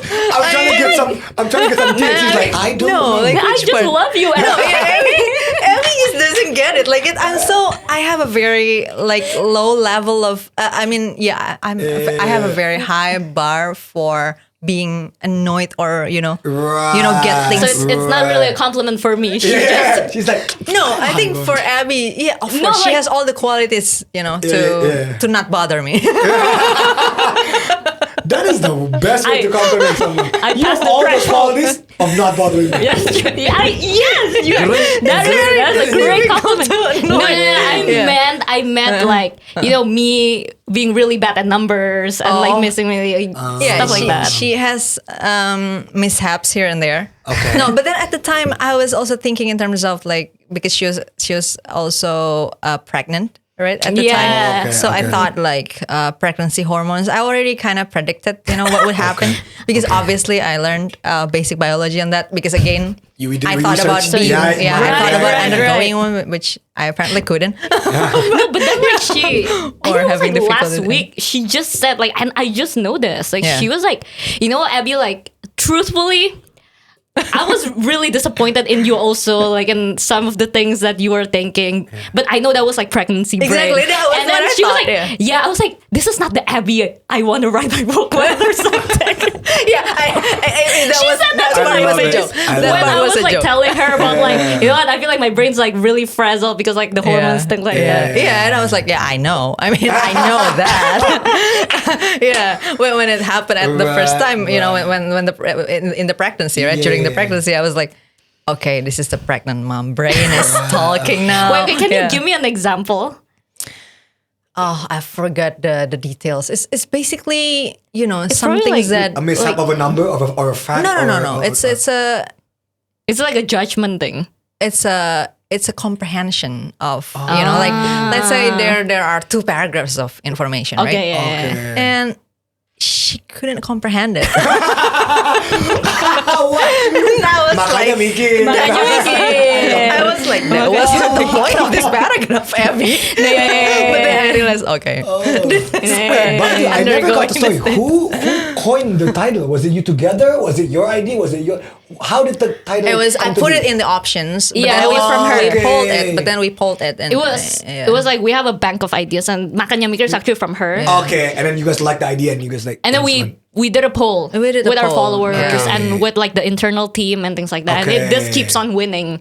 yeah. Right. We wanted We other actually, option. we did the polling like several times because I myself thought like, is it too harsh? Is it too? Yeah, I thought like, it was a bit like in your face, like rather nyolot, yeah, right? like snobbish or Clearly something. it worked. I mean, that's a sign of you guys trusting the system and not yourself. Because if you guys trusted yourself, you'd be like, this title, right? You Right. said yourself. We're But then try- you did the whole polling, whatever, internally. And you're like, you know what? Trust Let's it. trust the data. Yeah. You guys didn't go through your own biases. Because if you I had your own guess, I bias, guess. what would your title be? It's like, Well, I mean, I you guess had your own bias? to be fair, like I myself, I didn't really have like a stand. I was Yeah. really confused about the title, and so I Right. guess like in my opinion, what makes sense the most is what the majority that's gonna probably buy this book likes the most, right? And so we did a poll to like our followers. Yeah, we actually did the poll because Right. we were confused ourselves. right. We weren't sure of what a title should Yeah. be. It's rare. I don't know. Maybe my reference is very sempit. Tapi for me, it's very rare for a non-fiction book to be co-authored by two people and to be this successful in this country. Right? I don't know the data. Someone please correct me if I'm wrong. Right? You told me, right? This is the first non-fiction book that hit a mega selling number in 1 year. No, Non-fiction would be not the first non-fiction. Veteras. Yeah. I think the Oh, biggest one. okay, would be okay. But Fatherless. it is rare. I think is rare, right? It You is told me, rare. right, Yeah, right, usually in Indonesia, books that are best selling It's fiction. are fiction. It's probably. fiction. Yeah, Right. yeah. So the last one was philosophy teras, kan? That we know of, That you know right? of. Yeah, that we there know might of, yeah. there might be But others. then I think on this Right. topic specifically, I Right. don't think there's another one. Oh that- yeah. I'm not even sure there are. Yeah, there's on topics like critical thinking, logic, Yeah. mental models, things like that. Yeah, Specifically, yeah. Andovi. So have you read the book? Of course I have. I was one of the first people, by the way, the card thing that you said. Okay. So that's my philosophy in life also. When you said when you get dealt with, but we're learning from Rihanna. Because I like poker. I love poker. Oh, okay. I love poker. So when you did the whole Damn it. dealing the cards thing, because it's not about life. When you start with a 2-7, 2-7 is the worst hand in poker, right? If you're dealt with the worst cards, it's what you do with it. It's how you bluff with it. It's how Right. you raise with it. Okay, so how many has it sold for now? What's the number for now? We're taping this 19th of February. Yeah. Do you know the exact numbers I think now? around 55,000. Maybe 55. Okay, just for people who don't know, because I know 55,000 in the Western sense doesn't sound a lot Yeah. in the New York Times, but in Indonesian context, please tell the weeboos what is 55,000. Because Yeah, for it's- example, how many books did Radit sell for his fiction books, right? Right? Is there? Because I don't think weeboos need to know, right? So please give in context what 55. Because I don't think the weeboos who are more into Western literature, Yeah. or 55,000 is it? Yeah, for Give a number, give a reference. For non-fiction, under 3 months sold for more than 30,000, it already becomes a mega best-selling Yeah. Wait, national, right? isn't that bestseller? No. No, bestseller is 20. over 10,000, right? So over Oh, 10,000 right, is yeah, bestseller. sorry, Over yeah. 30,000 is Right, Yeah. yeah. mega bestseller. 30 Yeah. under a year. Under Under a a year. year. Yeah. Right, because you guys released this last year. Last year. Last year. Last year, yeah. Yes, absolutely. That is insane. And yesterday, I mean, we're gonna talk about it more in the Malaka Books episode, Yeah. Because I do want to talk about your publishing and everything. Yeah. But yeah. So I mean, the next question is, apa selanjutnya? Is there a sequel to the book? No, actually, no. We should talk briefly about Malaka Yeah, Books, yeah, right? yeah. And yeah, so recently, me and Kanya, we launched a book publishing, Malaka Books, which for the grand launch we invited Andovi, but Andovi didn't want to come. Yeah. So And I had a didn't comedy wanna come. showcase. yeah, no, he Which didn't I didn't know come. was funny or not. He was like, nah. No. I wanted to come. I had a comedy showcase. Yeah. Yeah, but it He was sure is funny, by the way. Thank you. Terima kasih banget. Thank you, Kanya. yeah, but I think because of like the success and of Makanya Mikir, we realized that the narration about like Indonesians don't like to read or Indonesians I love that. are not really into like reading or literacy is actually not completely true. Right. Because there's actually an intense level of enthusiasm surrounding this. And I agree. when we were launching Malaka Books and we held that events for like book lovers and for literacy, Sabda even called it the biggest nerd gathering. It's like 1,000 people came, right? Like almost almost. Damn, Yeah. That's crazy And for that- a book. That's And insane. that was during a long weekend, so I know a lot of people Yeah, a lot of couldn't people had, come. like, They Imlek had stuff and all Imlek that stuff. stuff. Yeah, Yeah. And so for me personally, it was just very encouraging. And I mean, in What Is Up Indonesia, we're gonna collaborate a lot also with we Malaka Books on WIUI Malaka Books. on literacy, on reading, because I think that's very important. And so just excited for a lotot of things to come. Stick around, guys. And the next book that they're publishing is Prinsip we just- Ekonomi. Civilians. Civilians. I feel like we cannot have a podcast with Kanya without talking about Malaka Let's Project. go. So we prepared, Right? Malaka, we okay. prepared the gimmick. 'Cause we know everything is gimmick. Okay. So, Kanya, Okay. There's a gimmick. this is a real interview. Okay. This is a hard-hitting journalism. Because I don't think anyone has asked this. Nobody's asked us. Okay, Kanya, be honest. Okay. From all the members of Malaka, and yes, we printed their pictures. From all the members of Wait, Malaka, okay. okay? We have Dea. Everybody. We have Ferry. Okay. Yes. Okay. Okay. NG. We have Choki Pardoidoi. We have All right. Jerome. We have everybody here. Okay. Okay. Rizky. Out of everybody, who do you hate and why is it Choki? Who do you hate and why is it Choki? Who is the most annoying? Okay. The most annoying. Let's start fun. Yeah. Okay. Who's the funniest? Alright. By your metric. By your metric. Of course, it's Choki. Oh, Choki, right? Yeah. We're Choki. of course. Choki, yeah, Am I holding Choki, Choki. Choki. The So funniest. Choki's the funniest. Yeah. Who's the least funniest? Oh! Come on, yeah. Drama. Who's like, anjing receh banget. I don't understand your jokes, your humor. Say it. Say it. Who is the least funniest? Safe answer, Angie. Angie. With Angie, you know I love That you. is- You know I love that Angie. is right? Kanya- Wait, so And that you means know it's the not real the real answer, answer. Angie. Yes, because Kanya's social cues working here. Her social cues are working. If she says the right answer, feelings might be hurt. That's social cues. So she has grown her social cues. Yes. Okay. I have learned some Who social. is Alright. the... Okay, I know. Who is the tardiest? Who comes late every single time? Kayak gini Civilian. dibilang. This Your God always comes late, civilians. Civilians? Your God doesn't care about time? Wow. Freddie, I'm just kidding. I love you. I'm just kidding. It's really funny. But this always... It's like, you know, at first we made the shooting in the afternoon, right? Yeah, like right. at 1 p.m. or something. And we thought, oh, maybe we can make it to 6 p.m. So she doesn't come late. Ah! And then he comes at 8. Is this your prophet, civilians? The latest guy. And it's semua kasi itu bakal hujat gua. Nah, Okay. me and Freddie are friends. Calm down. Okay. So who's the target? Okay. Who is... Okay. Abigail, you wanna Me? think? Oh my gosh.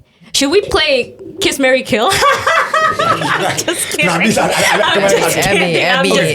I'm just kidding. Who would you trust more With your life. with your life? If you're stuck in an island, it's like, if you're stuck in a... If you're stuck in an island, stuck in an island. who would you want to be stuck with? Who do you want to be stuck with in an island? Take Oh that my however God. you want to One interpret person. it. Whether One it's or two person? One person. One person. But you can interpret it anyway. For survival mode, for talking together mode. You can interpret it whatever way. It's If you were stuck difficult in an because island- it's there Well, would don't be. be stuck with him because he'll be late to the island. He'll be late to the island. But okay. But to be, I mean, it's difficult. It's difficult to pick, man. Okay. Yeah, it's difficult to pick. All right, I know, it's a okay. diplomatic Because answer. of course, So some very- people would interpret it Like differently. yeah. All right, I was in the friend okay. Social cues. It's just social cues now. Social cues now. Social cues. Yeah. And who would you want to remove from Malaka? Social cues. She's like, I want to remove this. I want to remove. I'll remove myself. Who do you want to remove from Malaka? Who do you want to Abby knows. She said there's an answer to that. There's an answer, but she has amazing social cues. She has grown. I have She has amazing grown. social 10 years my ago, God. she would have answered this question. She would have 10 answered years ago, she'd be like, oh, I want to remove this person. straightforwardly. straightforward. This person, absolutely. Who would you like to add? Oh, Oh. What member? I don't know if Malaka adds members or not. say Andovi. Yeah, Say yeah, Andovi. yeah. Don't. Andovi da Lopez. I mean, would I, That's a very loaded question, I guys. mean, would I gladly accept? Of course. I mean, I'm just kidding. That's a very loaded question. You say Who would you remove? Who would you like to add? Who would you like to add? Okay, so we found out the latest, the funniest. Yeah, I think that's it. I think that's the. I can't think of anything else. Kita to- memang nge-print semuanya nih. Lucu banget. Lucu banget nih. No, but actually, can you speak a little bit about Malaka Project? Oh, Like yeah. why Yeah, please why do. is it? Malaka, yeah. What is it? I know, like for the past year, it has skyrocketed into like it became really big. And actually, not just big, it became really influential. And I think you guys are doing a lot of cool things. So can you like But speak maybe a little bit explain to about the that? weeboos that who might not yeah. know. who Yeah, might yeah, not know, yeah. So yeah, there was this media that I co-founded in With these people. 2023. Yeah, with these With these people. people? 2023 I need to was... put this guy to front. Kalau nggak nanti dia marah. Kalau nggak warga sipil marah. So I'm gonna put him in please, front. please, please. Nah, Yeah. Sebelum warga sipil marah ya. Yeah. In 2023, the name was Malaka Project. Okay. But then actually, in the like early this year, like 2026, we started calling it Malaka only. So without the project. Yeah, without the project, we Okay. thought like I think to be a project, it's been too long. Oh, okay. Okay. As a project. Okay, I see. So we just use Malaka. Yeah, so it's a media that at first I think it was very thought of making a media, and then he Right. contacted me, and then we discussed about the brand and like the concept of what kind of media that we could build together. Right. And then we came up with Malaka. At first, I was just so inspired by one of the works from Tan Malaka. He's one of the founding fathers of this country. Yeah. Who doesn't get his due? Yeah. Who doesn't get his due in the history of our country? Yes. And then Tan Malaka wrote this book called Madilog. Yeah. The book discussed a lot about thinking, about paradigm, about what kind of paradigm that this nation should have, Right. Because he's a revolutionary thinker, right? Yeah. So he was fighting for freedom, or for our freedom as a nation and as a country.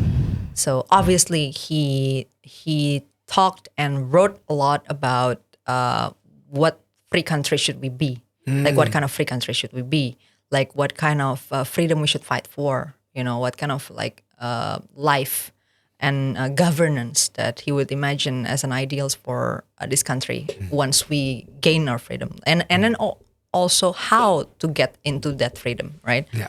But then in this book, he discussed a lot about specifically paradigm, like what kind of paradigm that we should have as a free country, as a free nation. Yeah. And then, in this book, he discussed this called logika mystica, is mystical thinking that we need to like evaluate, we need to rethink, and probably transform into a new paradigm where we think more scientifically Right. and logically, But he obviously also discussed about how, as a nation, we need to free ourselves from, of course, all forms of colonialism and oppression. But then the majority of topics and theme that's being discussed in Madilog book specifically is more about the paradigm. It's more about how our nation should free ourselves from the kind of thinking that limit us unnecessarily.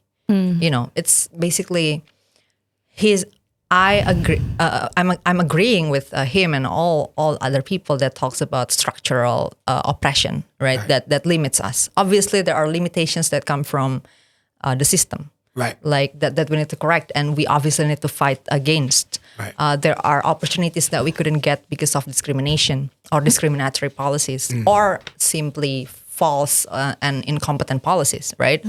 But then Tan Malaka also acknowledged that there are some things that come from the inside that we need to correct as well, which is how we think. Right. Right? Sometimes we limit ourselves by the thinking that we adopt, Right. like sometimes by false beliefs.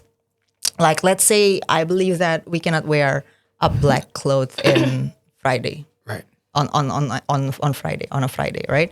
So it would limit us from wearing that cloth every Friday in our life. And that's the limitation on its own, right? And for unnecessary reason as well. Like, what is it? Why do we have that kind of rule, right?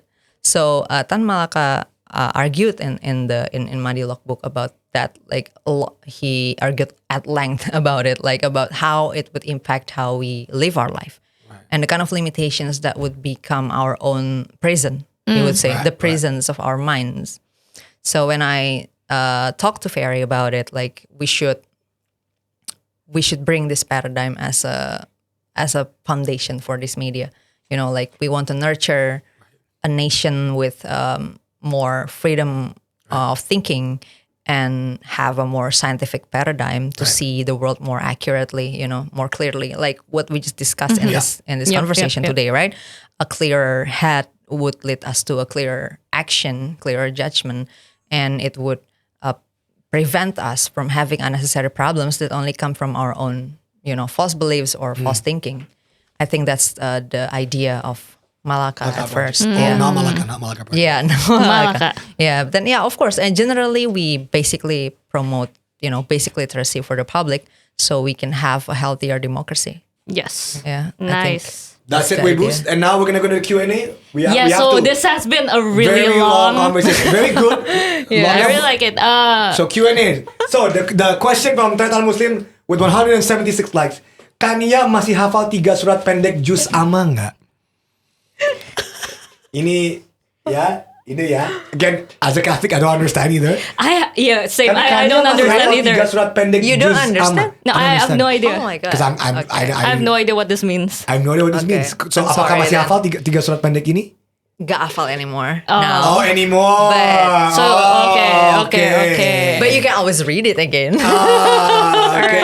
Terima kasih Tatan Muslim, terima kasih atas pertanyaannya. Okay, next question Abigail. I think this is very interesting. So from Tabita Samosir. Okay. Kak Kania mau tanya, what is your definition of love? I think that's the term that I don't dare defining. Oh, I like that. You don't want to define love. Yeah. I think I would just I would let people have their their version of it as just how they want it. It's totally up to you. It's like for me myself is like when I experience it I would know and I would just call it love. Oh, Wow, that's deep. Okay, that's from Little Bell Diary. Ada satu hal tentang Abigail yang orang lagi nggak pernah sadar tapi kakaknya tahu banget. Satu hal tentang Abigail yang orang lain nggak sadar tapi you know very well. Orang nggak sadar.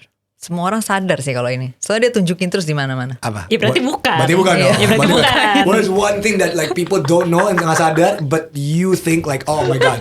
People Apa yang nggak sadar? Salah angka. Salah angka. Yeah, she's always like kayak I'm like almost number blind, I think. She got the wrong date, the wrong like number. hour, time, even her own event. Like she was about to invite her parents, right, to the event, What? and then I didn't know she this. got the date wrong. Yeah, no, Yeah. She got the date wrong, like her own event. Her own wow. Do you know like even sometimes now, oh my gosh, I don't know if I should admit this, but even like sometimes now, like I would sometimes forget like the exact the date ya, tanggal bulan sama tahunnya gue bulannya hafal, tanggalnya for my like important people in my life's birthday. Like it's just like numbers are just so, and you know how like sometimes when you go to like the hospital or a fish like institutions thing and they want to verify whether you're the actual person, and they would ask like what's your KTP atau blank birthday, what's it. Gue tuh kadang lupa loh, and I was just like, I don't. It's insane. And then she did it so many times. I didn't notice about her. I've been podcasting with her for a while, but No, I have no I idea. did not know. I can't You remember. never experienced her getting the wrong time for your podcast. Eh? No, never. Because I Never. experienced it once. But fortunately, it was early. Okay. That's So why she I didn't was- miss the event. That's why, like in high school, like math was really hard for me. Okay. Because it's not that I don't understand the logic, but I keep getting it wrong at the With numbers. stupidest thing. Like I would be like 5 + 2 10. Because I misread it. It's yeah. Probably she thought it was 8, Instead of 5, it was 8 + 2, something like that. Yeah. It's very interesting. What I would say is makanya mikir. Abigail. Benar. Makanya. That's true. Makanya. Benar. Okay, one more. We can do one more question. Abigail, please read it out. Okay, pick. Do you want like the serious, the funny, or like Funny. The drama. do you watch Drama. Friends? Of course I watch Andovi. Friends. Okay, I watch maybe Friends. we Okay. get closer. Because Okay. she's a huge Friends thing. Who is the better couple? Monica Chandler or Ross and Rachel? Monica Chandler. Oh, wait, why? You Easily. didn't even think. Not Yeah, Ross I and didn't Rachel? even think. So I don't Why watch Monica Friends, so I Chandler? have no idea. I'm I watch Friends. rarely annoyed by anything, by anyone, but I'm super annoyed By Ross and Rachel. By Ross. Oh, by Ross specifically. Oh. Oh, wow. His personality, his what? Yeah, I think so. And then he made. there's a lot of he Ross made- Rachel fans out And there. then he made a bad name out of scientific person. Right, because he's a paleontologist, right? Yeah. He's a paleontologist. Yeah, and it's yeah. almost like he's making it like learning science makes you annoying. You know? Oh, wow. Yeah, I'm very personal about that. Yeah, I love that. But Yeah. so Monica and Chandler way better. But yeah, anyway, I think in terms of the relationship, I think Yeah. Rose and Rachel had a lot of like passive aggressive, unimportant problems. Which you could just address the problem easily, in my opinion. Right, I love it. Okay. Where Monica and Chandler, on the other hand, I think they're more direct about what they're experiencing. I love that. That's why they got their relationship less filled with drama. I think. Yeah.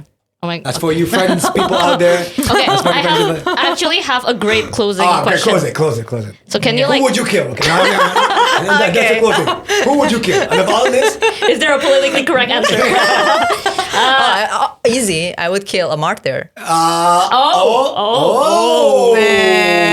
Civilians. As a politician. oh wow. Civilians' rights. Civilians' rights. Okay, so I want you to close this podcast, this awesome. I know what you're talking about. Yeah. Assign a song for each member. A song. Oh, that's a Okay. good one. It's very difficult. And it can be Indonesian. It can be any It song. can be any song. It can be a any classical song. It's like- It can be, yeah, classical song. Whatever. absolutely. It can be a TikTok song. Whatever. Okay, it would be. It's an original soundtrack. Of their. It's like. Yeah, if These are if gonna be the people- songs that for that I the- assign for their existence. It's like every time they're present, I would hear this song. song. Yeah, every Okay, time I they love it. enter a room, this song The song plays. is Their theme song. they're us, they're us. There you go. Okay. All right. So you point the camera. So I assign for Ferry. I assign Yeah, this song. yeah. Ore, it's reflection. Christina, who Christina Aguilera. is that girl I see? Is it because she looks like Mulan? I don't know. That's Everybody's telling Oh, me. reflection. Oh, Christina. Okay, Christina. Okay, I like the simplicity of it. I was like, okay. Yeah. Angie would be blank space. Oh, Blanks. Taylor Swift. Yeah. Oh, okay. Yeah. I don't know. 'Cause She I always got a looks a little blank- bit chaotic. Okay. Okay. I thought- But Okay. unbotheredly chaotic. Ah. You get No, you get that, right? actually, Blank Space is Taylor Swift. My most favorite Taylor Swift song.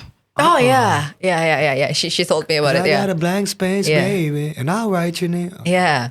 Because I think in that song also that's the vibe from Taylor that I got. You know, like I'm okay. unbotheredly chaotic. You get what I'm That's- saying? yeah. Okay, I okay. think that's All right. that's Angie. Okay. And then let She's me choosing from like try. the easiest to the Yeah, hardest. yeah, Like, she's can you choosing see? the I need to think first. Yeah, You know? I need to think. It can be even a classical song. It can be like Mozart's Sixth Symphony or whatever. You can. Okay. Wait. Because he's a pianist, he's yes, classically yes, trained. Maybe you want to yes. put classical song. Vivaldi's Spring. Like, Very difficult. Or it can be like a Broadway song, a movie soundtrack movie as well. soundtrack. Yeah, absolutely. It can be, Terima Kasih Pak Jokowi song. It can be any song, Yeah. Okay, guys. Yeah. It can be any song. Perry is always like this song that people already assigned to him on TikTok. Which one? You know the Which one? I know. Heavy Nation. Heavy Nation. Oh my God. Which one? Heavy Nation. I have no idea. That's always a song that. Really? Oh my God. Where is that from? Every time I see a Freddie post, it's Heavy Nation. I'm like, what? But probably two songs for him because that's the one that I heard from TikTok, right? Yeah. But then there's also one song that I somehow associated with him. Okay. It's like a prayer. I think it's one of the song that he always uses in his post. Oh, it's Me and the Devil. No. No. Oh, no, that song. It's a the prayer choiry song where people Oh. where people like sing when the prophet comes. You know. Wow. Okay. Wow. I think it's like a prayer or a prayer. Wait, so Okay. Ferry uses that song a lot in his one of posts. I think in one of his posts. But then I it's just realized like Madonna's that's Madonna's Living Like a Prayer. Living I think like a so. prayer. Yeah, Madonna's Living Like a Prayer. Yeah. But like the choir. Yeah, the choir version. Yeah. Na, na, na, na, na, na. I hear you call my My name. name. Yeah. Madonna's Living Like I've a Prayer. never seen that. Okay.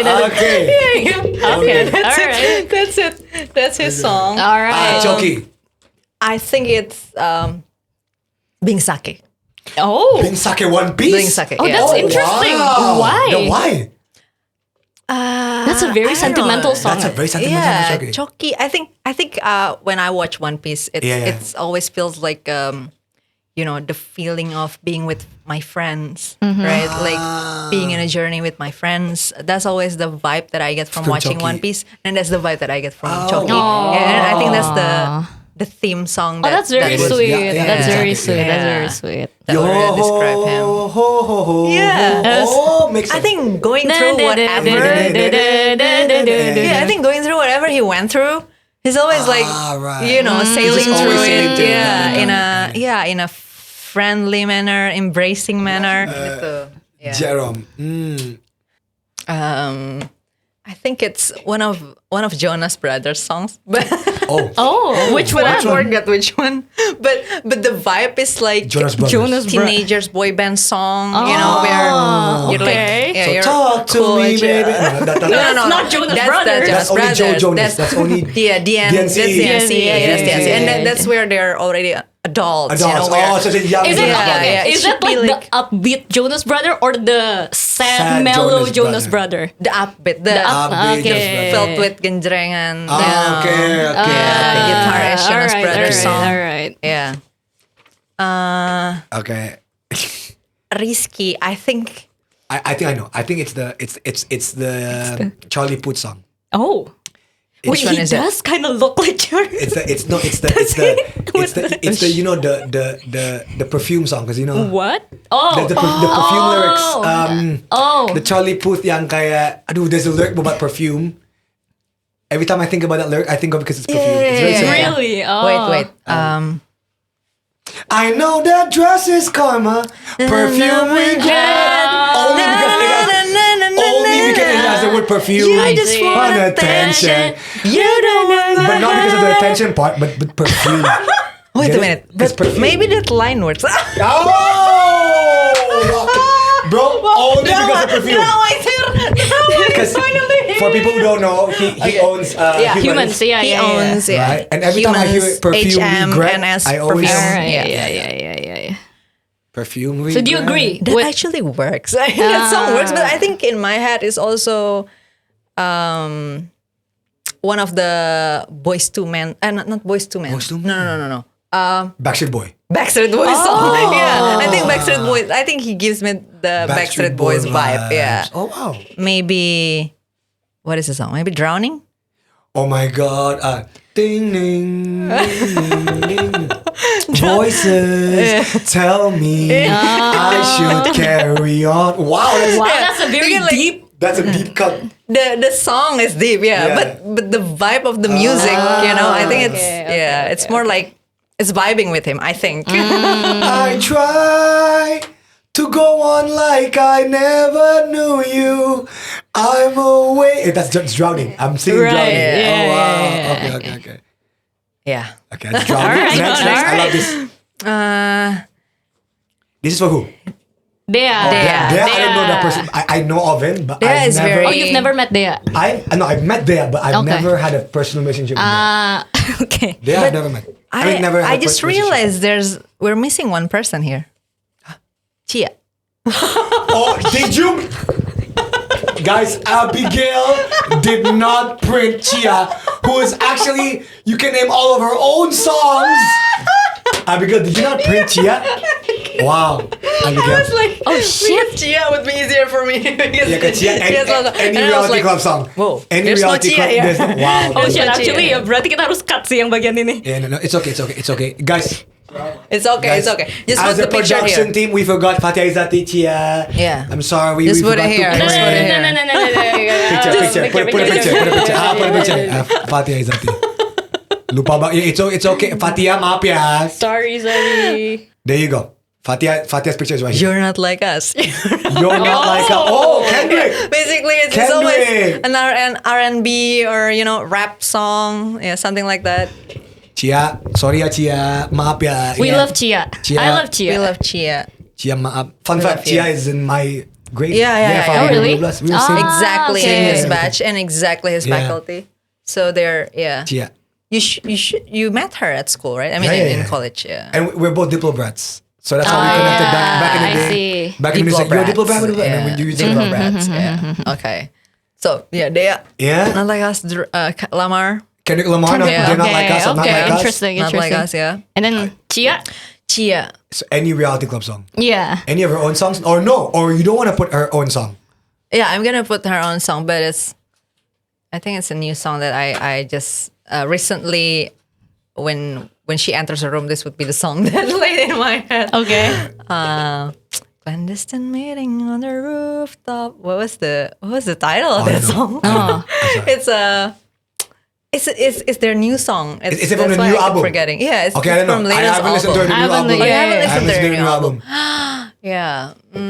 But basically any song by her. No, Yeah. there are so many songs that I like from her absolutely. band, Yeah. obviously. I think Is It the Answer also Ah, and the song okay, that I like that. That's a good one. Is it the Yeah. answer? I really like So then- the was it 1 2 2 1 the number. See again numbers. I can't. Yeah, but I really like dua, yeah. 2112. Yeah, I because in love that Indonesia, song. I mean among Indonesians we usually call it 2112. Yeah. So 2112. yeah, the 2112 is also not And you can't say familiar. quickly 212, hati-hati. Benar.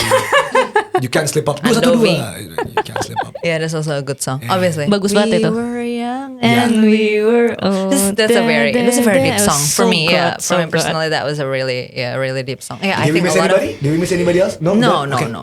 Should Kanya assign a song for herself? Oh yeah, yeah. What's your theme song? What's your original soundtrack? What's my theme song? What's my original soundtrack? Kanya walks into the room. Don't Blame Me. By Taylor Swift. Wait, which one? Wait. Don't blame me. Love makes me crazy. is that? Is that new or old? No, it's. I know that. Wait, Man. I know. I'm sorry, my Taylor but have you Swifties, I know. ever claimed yourself a Swiftie? Never. I never claimed myself okay. a Swiftie, but I know Taylor Swift song. But I know Blame- that song, yeah. Oh, Yeah. yeah. Oh, right. It's from Reputation. Yeah. I'm not a Swiftie, but you know. Nice. Okay. All right. Love makes me crazy. If Oh, it doesn't, Oh. if it doesn't, you ain't doing it right. Okay, no, that's Okay. okay. Kebucinan Kanya, ya. All right, Kanya. Yeah. Thank you so Thank much you so for much, Kanya. coming. It was Thank you, really Andovi. fun. Thank you. Weebus, I hope you Thank you, enjoyed this Weebus. episode. Thank you for joining Bye. us. Bye. Bye.